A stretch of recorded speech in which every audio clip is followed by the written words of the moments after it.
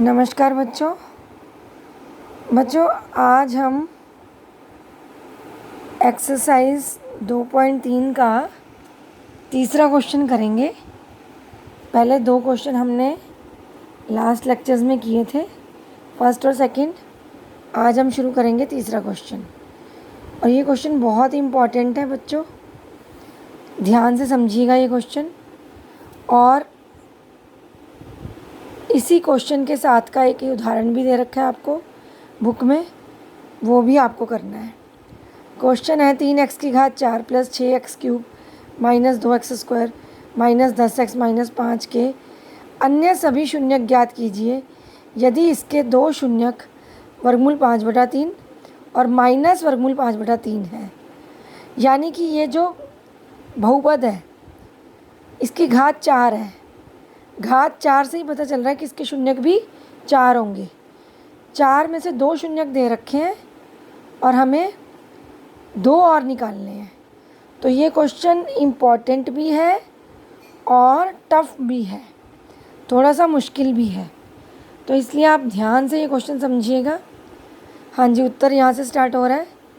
देखिए, हमने माना इस बहुपद को नाम दे दिया px नाम दे दिया इसको। देखिए, माना px बराबर है 3x की घात 4 + 6x cube - 2x square - 10x - 5। हमने अपनी तरफ से इसका नाम px दे दिया। px इसलिए दिया ताकि हमें बार बार ये बहुपद ना लिखना पड़े, इतना लंबा बहुपद ना लिखना पड़े। अब क्वेश्चन में दे रखा है यदि वर्गमूल 5/3 और माइनस वर्गमूल 5/3 इसके शून्यक हैं। ये दे रखा है क्वेश्चन में, इसके शून्यक है।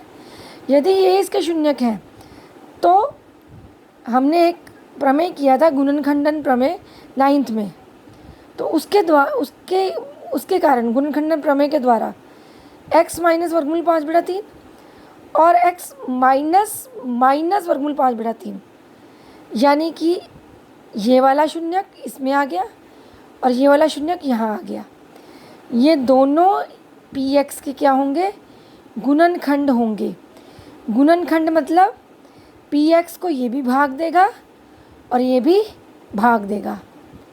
px इससे भी विभाजित होगा और px इससे भी विभाजित होगा। ध्यान से समझिएगा, अगर px इससे भी विभाजित हो रहा है और इससे भी विभाजित हो रहा है तो इन दोनों की गुणा से भी विभाजित होगा।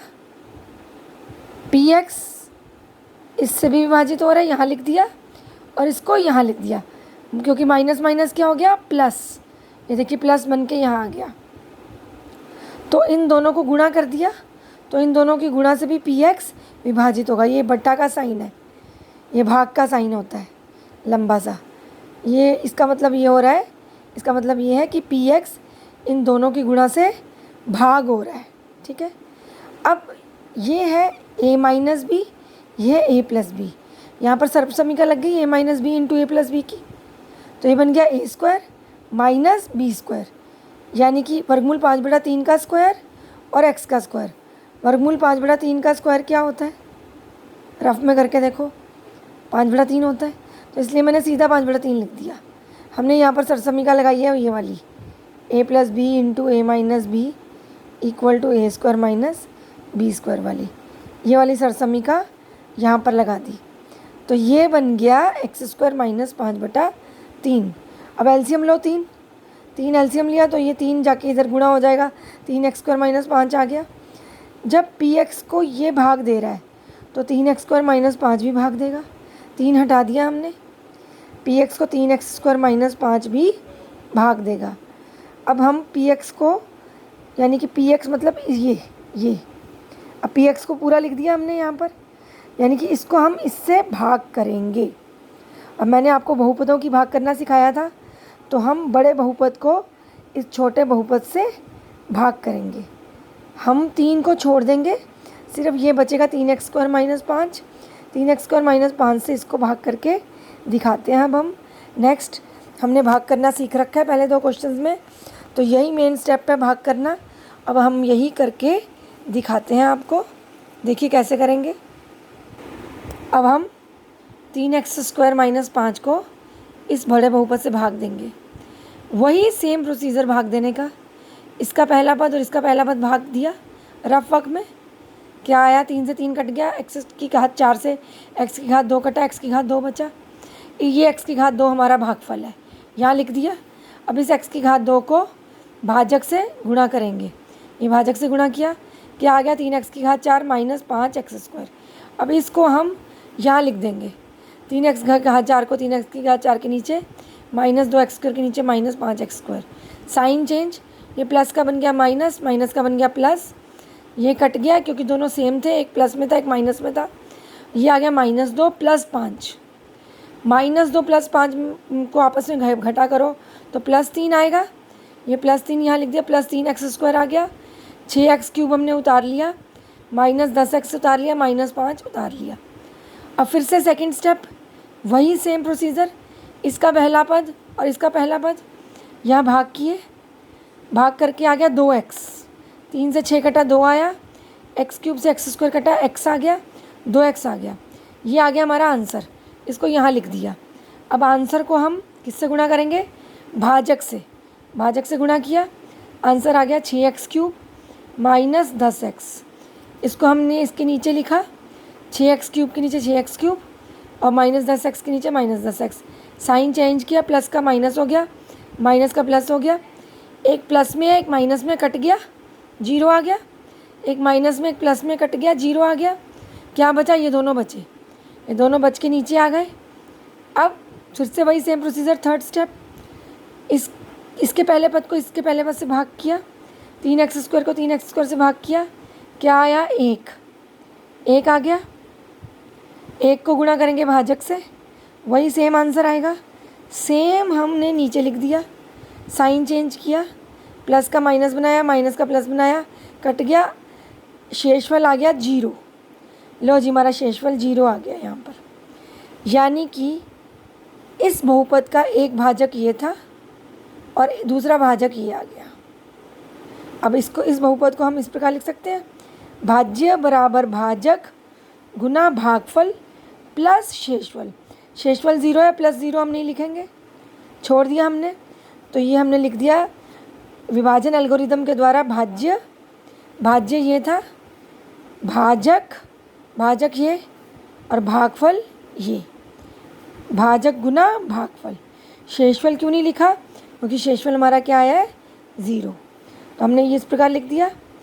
तो ये हमारा एक गुणनखंड था, ये हमारा आ गया दूसरा गुणनखंड, ये दूसरा गुणनखंड आ गया। अब इस दूसरे गुणनखंड को हम गुणनखंड करेंगे, ये दूसरे बीजीय व्यंजक के हम गुणनखंड करेंगे। गुणनखंड कैसे करेंगे, मध्यपद तोड़कर, ये मध्यपद तोड़ के लिख दिया। मध्यपद कैसे तोड़ते हैं, बीच के पद को इस प्रकार तोड़ते हैं कि इसकी जमा घटा तो आए 2, लेकिन गुणा आए इस और इसकी गुणा के बराबर, 1 और 1 की गुणा के बराबर। 1 और 1 की गुणा क्या होती है, 1, यहाँ 1 और 1 को गुणा करेंगे 1 आएगा। तो ये मध्यपद टूट गया, क्योंकि हमारे यहाँ पर a है हमारे पास 1, b है 2 और c है 1। a और c को गुणा करो, क्या आता है, 1 गुना 1 1। तो मध्यपद को इस प्रकार तोड़ना है कि इसकी जमा तो आए 2 लेकिन गुणा आए 1। तो देखो मध्यपद को इस प्रकार तोड़ा, इस 1 और 1 की गुणा क्या आ रही है, 1, इसके बराबर आ रही है। अब x को अंदर ले गए, ये बन गया 1x। यहाँ दोनों से, इन दोनों टर्म से, दोनों पदों से क्या बाहर आ रहा है, x, अंदर क्या बचा, x + 1। इन दोनों से क्या बाहर आ रहा है, 1, अंदर क्या बचा, x + 1। ये दोनों ब्रैकेट सेम आ गई, इन दोनों ब्रैकेट को 1 होके बाहर आ जाएगी, अंदर क्या बचेगा, x + 1। ये ब्रैकेट बाहर आ गई, x + 1, अंदर क्या बचा, x + 1। दोनों ब्रैकेट सेम आ रही हैं, x + 1 x + 1। अब शून्यक निकालने के लिए क्या करते हैं, x + 1 को 0 के बराबर, इसको भी 0 के बराबर, इसको भी 0 के बराबर, दोनों को 0 के बराबर लिख दिया। तो x आ गया -1, यहाँ x आ गया -1।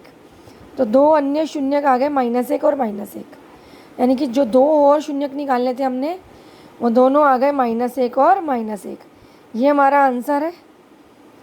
अब इस क्वेश्चन को आपने ध्यान से दोबारा करना है कॉपी में, और सिर्फ एक ही क्वेश्चन करवा रही हूँ ताकि आप ध्यान से कर लो, क्योंकि ये बहुत ज़्यादा इम्पॉर्टेंट है और मुश्किल भी है। और इसी क्वेश्चन के सेम उदाहरण नंबर 9 अपनी कॉपी में करना है आपने। ध्यान से करिएगा इसको, बिल्कुल इसको टाइम दीजिएगा। कम से कम इसकी 2-3 बार प्रैक्टिस करने के बाद इस क्वेश्चन की, फिर इस उदाहरण 9 को अपनी कॉपी में, बिल्कुल सेम है इसकी तरह जैसे मैंने करवाया है, सेम, बिल्कुल सेम टू सेम है, सिर्फ वैल्यूज़ चेंज है। तो आप लोग ये करेंगे। धन्यवाद बच्चों।